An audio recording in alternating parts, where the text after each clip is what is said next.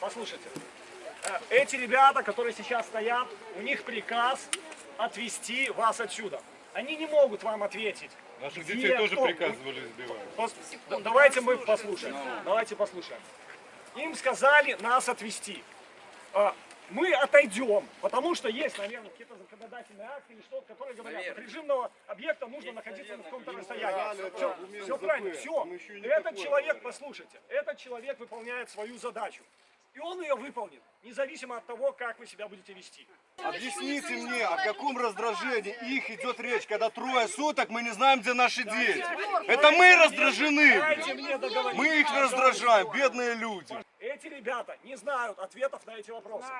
А 3 суток мы здесь что делаем? Ну вот вы здесь выступаете. Секунду, слушайте. Ребята, это парк, у вас не огражденная территория, вот ваше ограждение. Куда вы нас выгоняете? Отойдите в наших интересах. Пожалуйста, от угла здания на 300 метров. Отойдите спокойно, просим. Никого мы не выгоняем.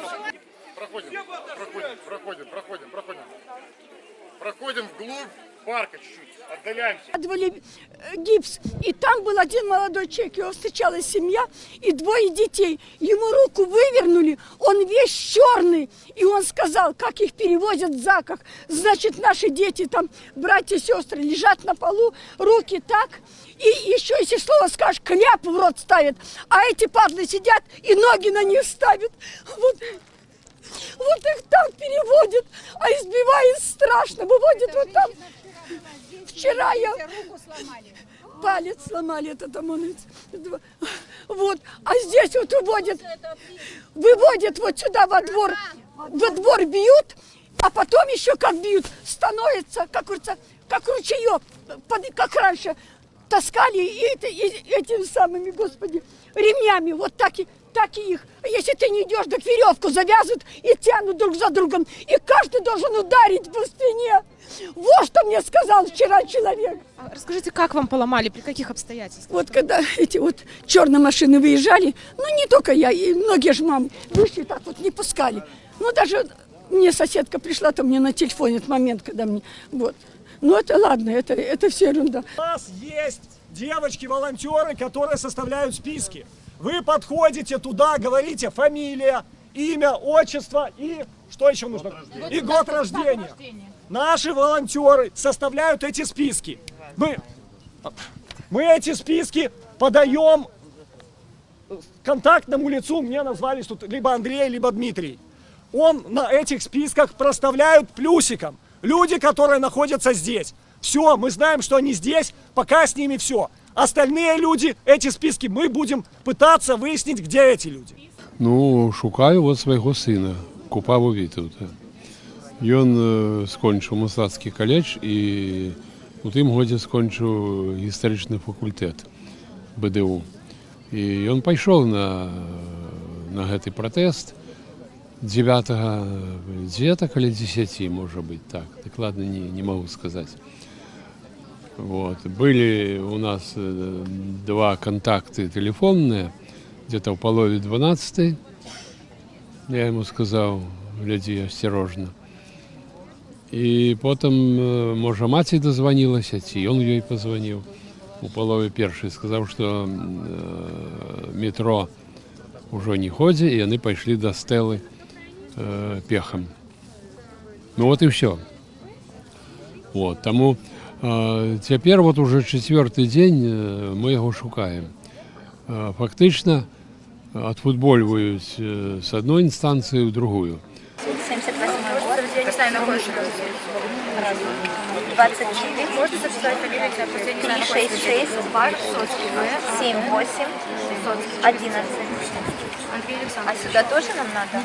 Если мы знаем, что подзаряжаться здесь, горячее питание здесь, пледы здесь есть, это все здесь есть. Потом нужно сейчас составить список вопросов от людей, просто на себя табличку, я знаю ответ. Вот, люди подходят, записываем, подходим ко мне, выбираем эти все ответы. Много машин еще, может кто-то хочет отдохнуть, кого-то отвезти домой бесплатно. Да. То есть здесь стоят ребята, подвезу домой с табличкой, здесь подзарядиться, здесь вода, здесь вопросы, здесь отвечу на ответ. Инфоцентр нам еще нужен. Первая проблема, люди не знают, где их люди, это первая проблема. Вторая проблема, люди, которые знают, либо, опять же, не знают, они хотят передать вещи и еду. Ну, и они не могут этого сделать. Сейчас информация поступила от представителя этого заведения, что в связи с тем, что осуществляются постоянные перемещения, и вы должны понимать, что сейчас, ну, опять же, это я, наверное, от вас или где-то в интернете слышал, что перегрузка в 10 раз, если в камере 4 человека находится 40. Они сейчас работают, ну, не в нормальном режиме, а в 10-кратной перегрузке. Поэтому у них, чтобы точно понимать, хаос еще больше, чем у нас здесь.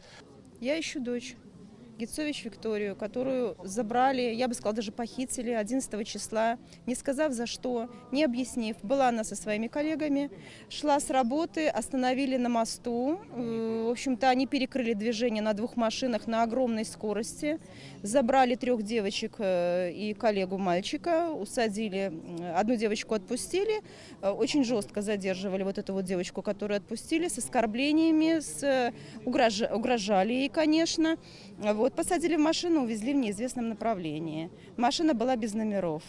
Ничего централизованного по задержанным не существует. Никакой базы данных. Волонтеры, спасибо им большое, что-то предпринимают, какие-то действия, но это все пока достаточно хаотично и централизованной информации нет. Поэтому мы очень переживаем и находимся в неведении.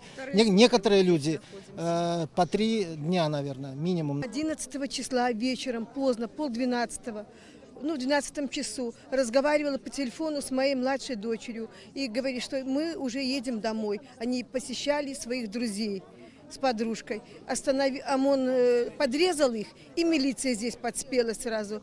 Вот. Она сама юрист-правовед. Она говорит им, на каком основании, предъявите мне. Они стали стучать по машине, да, вытащили их и стали бить. И потом в автозак бросили. И увезли, и мы вот девочек, 2 молодые девушки.